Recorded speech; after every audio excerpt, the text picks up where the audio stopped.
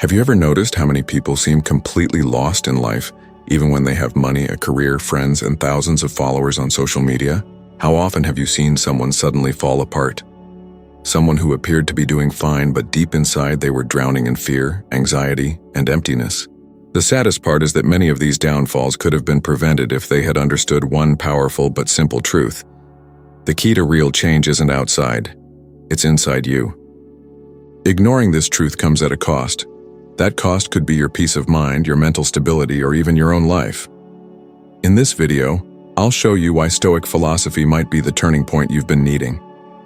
If you watch until the end and apply what I share with you, your life might shift so deeply that even those around you will notice the difference. My name is Adriano. I've been studying and practicing Stoicism for more than 10 years, and if there's one thing I've seen repeatedly, it's this. People suffer because they try to change everything, except themselves. That's why I'm here, to help you flip that internal switch. Think about those moments when everything seems to collapse, when the person you love leaves, when a project you've worked on for months fails, or when you get fired despite giving your best. These are the moments when most people break inside. They lose their footing, fall into panic, and spiral into despair. But what few people realize, and what the ancient Stoics already understood, is that pain itself doesn't destroy us. What destroys us is how we respond to that pain. Epictetus said, "It's not the events themselves that disturb us, but the judgments we make about them." That insight changes everything. It flips the script on how we experience life's hardships. Millions of people face breakups, illness, and job loss every single day. Some are crushed, others grow stronger. The difference? It lies in what they choose to control. Most people try to control things that lie outside themselves. Other people's opinions, their partner's behavior, the outcome of their efforts, or the praise they do or don't get on social media. Trying to control the uncontrollable is like trying to hold water in your hands. No matter how hard you try, it always slips away. So let me ask you this. Have you ever lost sleep over something that might go wrong in the future? Have you replayed past moments you can't change? Have you exhausted yourself trying to be valued, understood, or accepted by someone? If the answer is yes, and for most people it is, then you've been trying to control what was never yours to begin with. And that's what drains you, weakens you, and wears you out from within. But there is another path. A quieter, firmer, clearer path. The path inward. Taking back control of what truly belongs to you. Your thoughts, your emotions, your actions, your judgments, and your presence. You can't control whether someone betrays you, criticizes you, or walks away. But you can decide whether you'll shrink because of it, or rise because of it. Even if someone lies to you, you get to choose how you respond. You have the power to choose whether to become as bitter as those who deceived you, or to stay true to your inner values and integrity. That level of awareness is uncommon, but when you cultivate it, you stop reacting on autopilot and start moving with clarity and intention. That's exactly what Viktor Frankl, a Jewish psychiatrist who survived Nazi concentration camps, meant when he wrote, "Everything can be taken from a man but one thing, the last of human freedoms, to choose one's attitude in any given set of circumstances." That's pure Stoicism. The realization that between what happens to us and how we respond, there is a space. And in that space lies our greatest strength. What's fascinating is that modern science is now confirming what Stoic philosophers already understood more than 2,000 years ago. A study by the University of Cambridge revealed that individuals who build strong emotional responsibility tend to have lower anxiety, fewer depressive episodes, and more mental resilience during long-term stress. It's not about denying pain or pretending things are fine. It's about understanding that the way you interpret events shapes your inner world. When you shift your focus from external control to internal mastery, the chaos around you can persist, but you remain grounded. One of the most striking examples of this is Nelson Mandela. After being unjustly imprisoned for 27 years, he could have come out bitter and broken. But instead he emerged with peace, clarity, and direction, because through those years he chose to govern what he could: his mind, his behavior, and his dignity. So I ask you, do you want to keep living a life where anything that changes on the outside destroys you inside? Or do you want to become the kind of person who stands tall, even when the world turns upside down? The truth is, control doesn't lie in the circumstances. It lies in your response to them. And from this very moment, you can begin practicing that if you choose to. When someone provokes you, pause and notice your instinctive reaction. When a crisis hits, ask yourself, what is truly within my control right now? When you feel wronged or betrayed, ask, how can I still act with honor in this moment? Because when you stop drifting with the winds outside and start following your compass within, you don't just survive the storm, you evolve through it.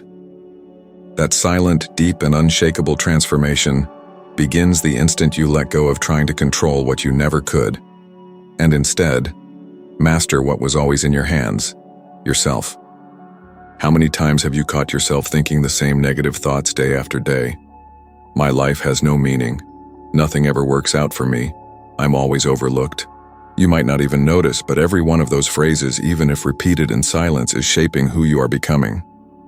What you feed grows. What you repeat becomes stronger. As Marcus Aurelius said, the soul becomes dyed with the color of your thoughts. What he meant is undeniably true. The way you think shapes the way you feel, how you behave, and ultimately how you live your life. Today, countless people are stuck in an invisible loop of self-sabotage. They wake up already consumed by negative thoughts and spend the day battling doubt, fear, and constant comparisons. At night, they go to bed carrying emotional weight that grows heavier with each repetition. Maybe you see yourself in this. Maybe you felt ashamed looking into the mirror. Maybe you've felt that tightness in your chest as if something is slipping away, but you can't quite name what it is. And this isn't just emotional, it's physical too. Your brain hears everything you say to yourself, even in silence. It records it, adapts to it, and reshapes itself accordingly. Modern neuroscience calls this neuroplasticity. The more you repeat a thought, the stronger that neural connection becomes. You are literally carving your brain with the thoughts you choose to feed daily. If you keep rehearsing fear, you become fear. If you keep repeating complaints, you become dissatisfaction. But if you start feeding acceptance, presence, and constructive thoughts, you begin to rebuild yourself. This doesn't mean pretending everything is okay all the time. It's not about hiding from reality. It's about consciously choosing what you allow into your mind. Because what enters you shapes you, and what is repeated defines you. Think about this. How many times a day do you compare yourself to others?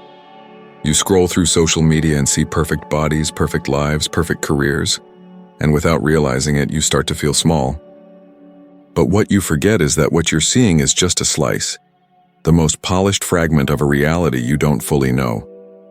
And it's this repeated comparison and frustration that destroys the self-worth of millions. They spend years feeding thoughts that weaken their spirit, until one day they just give up on themselves. That's exactly what happened to Amy Winehouse. She had extraordinary talent, a genuine heart, and deep sensitivity. But within, she kept replaying patterns of self-destruction, caught in addiction, harmful relationships, and paralyzing self-criticism. She wasn't weak. She simply was never taught how to observe herself, how to build inner safety, or how to filter what she allowed to grow inside. On the other hand, some people manage to cultivate inner strength. Denzel Washington is a great example. Coming from a rough neighborhood facing racism and rejection, he stayed grounded in discipline and faith. Write it down. Question it. When the thought "I'm not enough" arises, ask yourself, is this a proven fact, or just fear speaking louder today? If you feel like no one cares about me, pause and ask, is this the truth, or am I just feeling wounded right now? Training your mind isn't a one-time event. It's like brushing your teeth, a daily ritual to keep your inner world clean and balanced. Studies in the Journal of Cognitive Therapy show that just 10 minutes a day of conscious reframing of negative thoughts can ease anxiety and depression in less than 3 weeks. Seneca once said, "It's not because things are hard that we don't dare, it's because we don't dare that things are hard." Fear often builds the walls we think are real.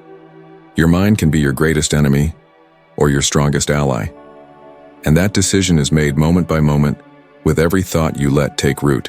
Every thought is a seed. What you water with attention and repetition eventually grows. So ask yourself, what kind of harvest are you preparing for? It doesn't matter what the world yells at you. What shapes you is what you whisper to yourself quietly every single day. Pain is part of life. No one is exempt. It shows up uninvited without knocking, and usually when you're least ready to face it. It arrives through heartbreak, loss of a loved one, a diagnosis you didn't expect, or the collapse of a dream you nurtured for years. But Stoicism teaches us something most overlook. Pain is inevitable, but suffering is optional. How we respond makes all the difference. Seneca said, "We suffer more often in imagination than in reality." What breaks us isn't always the pain, but the narrative we attach to it. It's the resistance, the outrage, the why me that fuels the suffering. We relive our wounds instead of allowing them to close and heal. How many times have you stayed trapped in a painful memory for weeks, months, or even years, replaying it as if it's happening all over again? This cycle isn't healing. It's emotional torture, and the worst part? Most of us don't even realize we're doing it to ourselves. We get so attached to the pain that it becomes part of who we are.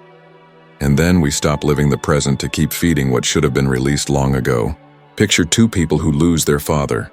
One mourns, reflects, honors his memory, and finds strength in what was shared. The other clings to the loss, blames life, resents the divine, and stays in grief for years. Same loss, different outcomes. The difference is how the pain is viewed. The Stoic doesn't run from pain. They feel it, acknowledge it, but give it a greater meaning that fuels transformation rather than destruction. Kurt Cobain was slowly overtaken by an inner pain he never learned to process. A man of deep sensitivity and immense talent, yet haunted by childhood wounds, existential despair, and the overwhelming burden of fame. He didn't lack strength. He simply never found a way to coexist with pain without becoming imprisoned by it. This is not weakness. It's a lack of inner tools to face suffering without being consumed. And here lies a truth the Stoics shared more than 2,000 years ago, now echoed by modern science. Consciously facing pain, rather than resisting or fleeing, can become a powerful catalyst for transformation and emotional resilience. Research from Harvard University found that people who practice mindful acceptance of pain, instead of suppressing or avoiding it, experience up to 50% reductions in symptoms of anxiety and depression. Simply acknowledging pain without judgment activates areas of the brain tied to self-awareness and resilience. You may ask, how do I do that in real life? How do I feel pain without being destroyed by it? It begins with presence. When something hurts, don't run, stop, breathe, observe what you're feeling, and give it a name. If it's sadness, name it. If it's anger, welcome it. If it's fear, allow it. Pain screams only when we refuse to listen. When we listen closely to our own emotions, something subtle begins to shift. We begin to gain freedom. The next step is to seek meaning. Ask yourself, what is this pain trying to teach me? How can I grow from this? What part of me needs to mature through this experience? This process transforms pain into a teacher, not a curse. That's the difference between those who break and those who rise. Austrian psychiatrist Viktor Frankl said, "Between stimulus and response there is a space. In that space is our power to choose our response. In our response lies our growth and our freedom." Understanding this helps you stop running and start walking with the pain. And the more you walk with it, the stronger you become, until one day that unbearable pain turns into a scar. And a scar isn't weakness, it's proof that you endured, that you crossed through something that tried to break you. And you're still here. Suffering is like a chain, and consciousness is the key that breaks it open. Whatever pain you carry today can crush you or refine you. And that choice is always yours, because while you cannot always choose what emotions arise, you can choose what to do with them. And that's where real change begins, in the act of responding with awareness instead of reacting from fear or resistance. Have you noticed how constantly we're being overwhelmed? Notifications, opinions, alerts, endless input telling you what to do, how to feel, who to become. And in all that noise, most people forget the sound of their own inner voice. We've become so overstimulated that silence now feels strange and even uncomfortable.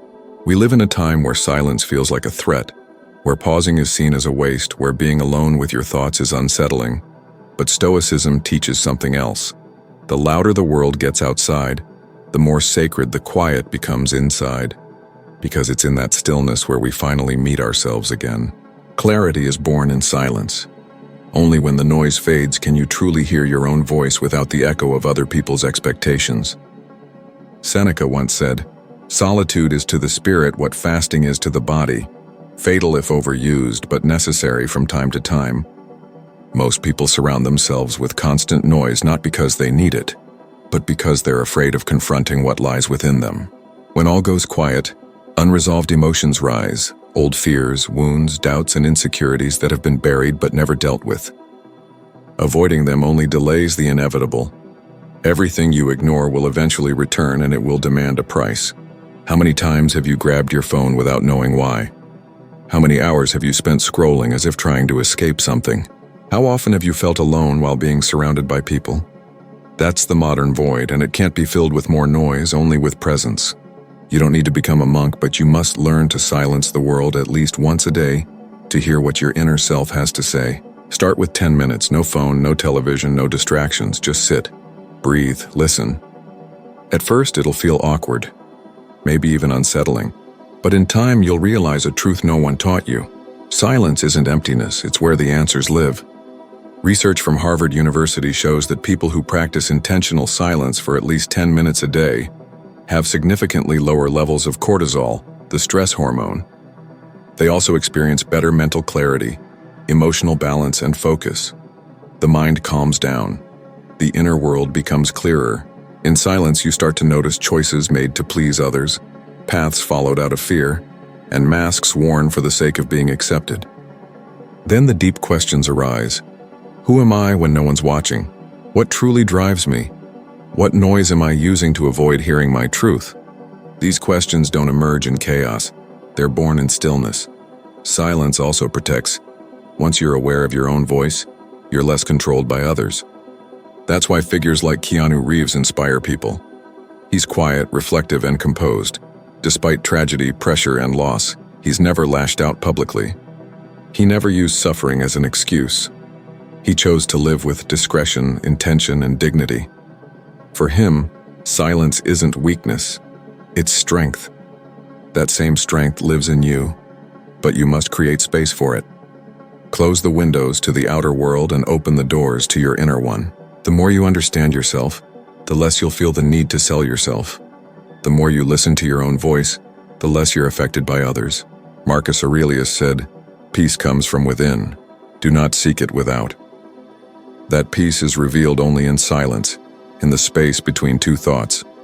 Between an emotion and your reaction lies a brief pause, and it is in that silent space where your entire life can begin to change, not through victory, praise, or success.